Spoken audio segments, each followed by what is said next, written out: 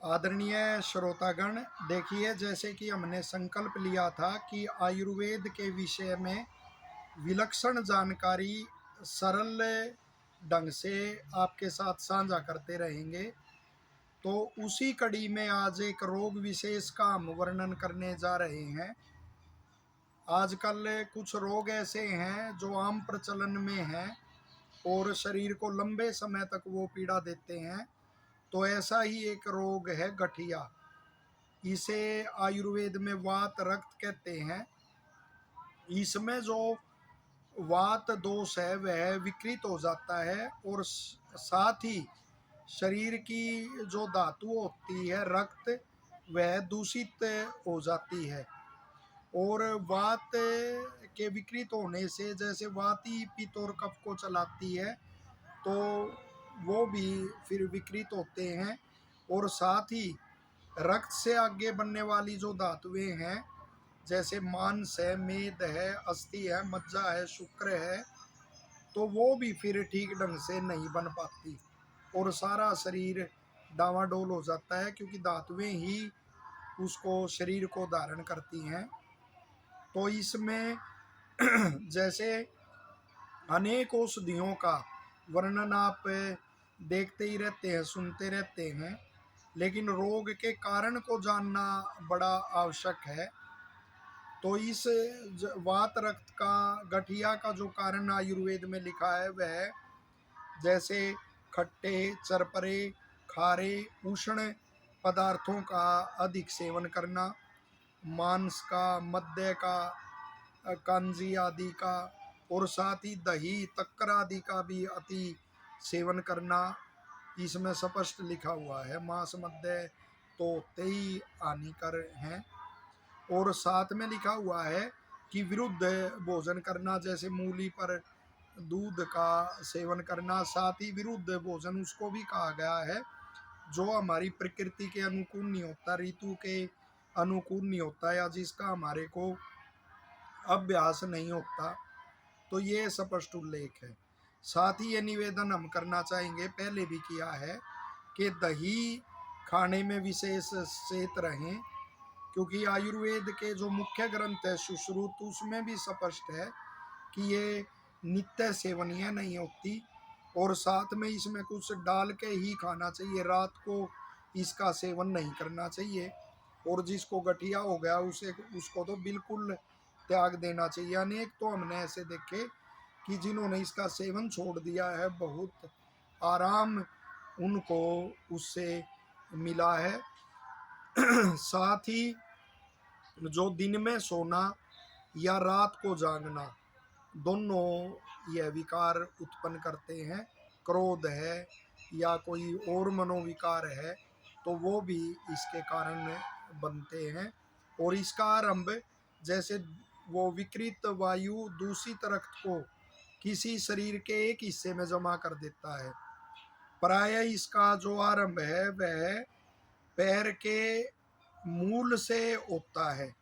जैसे पैर के अंगुष्ठ में हो गया, तो वहां से फिर धीरे धीरे यह समस्त शरीर में ऐसे फैल जाता है जैसे चूहे का विष फैल जाता है। साथ ही ये भी ध्यान रखेंगे कि जैसे ककड़ी, खीरा आदि इसका रायता का प्रचलन है, मैंगो शेक, बनाना शेक, ये दूध के साथ केला और ये आम आदि वो निषेध आयुर्वेद में लिखा हुआ है। पहलवान तो सेवन करते हैं, उनको तो अनुकूल रहेगा क्योंकि उनकी जठराग्नि मजबूत होती है, लेकिन आम व्यक्ति के लिए वो बड़ा हानिकर है।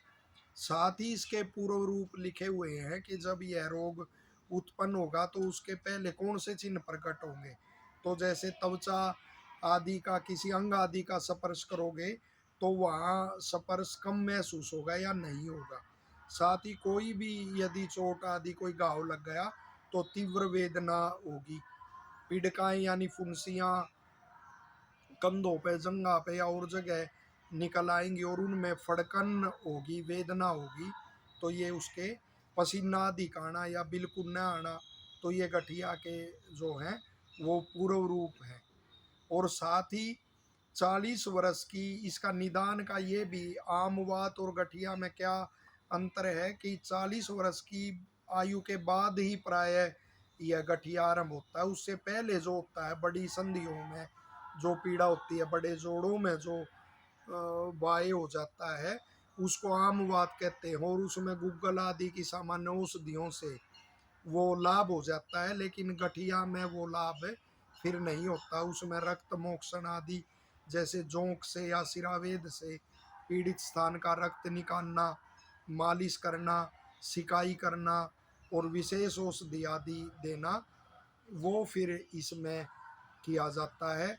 साथ ही हमने ऐसे उदाहरण भी देखे हैं कि कई भाई गुग्गुल की औषधियों का बड़ा सेवन करा देते हैं लंबे समय तक, तो वो और कौन सी औषधि का वात विकार में, कौन सी का पित्त में, कौन सी का कफ प्रधान विकार में सेवन कराना है, इसका ध्यान न रखते हुए वो औषधियों का, गूगल प्रधान औषधियों का ज़्यादा सेवन कराने से अनेक महिलाओं में हमने देखा गया खून से रक्त आना या नाक से रक्त आना और रक्त आने की वो प्रवृत्ति हो जाती है अंदर, वो गर्मी और वो बनने से, पित्त विकृत होने से, और लाभ के स्थान पर फिर हानि ही हो जाती है। अतः दोष की प्रधानता देखकर इसका उपचार करना चाहिए।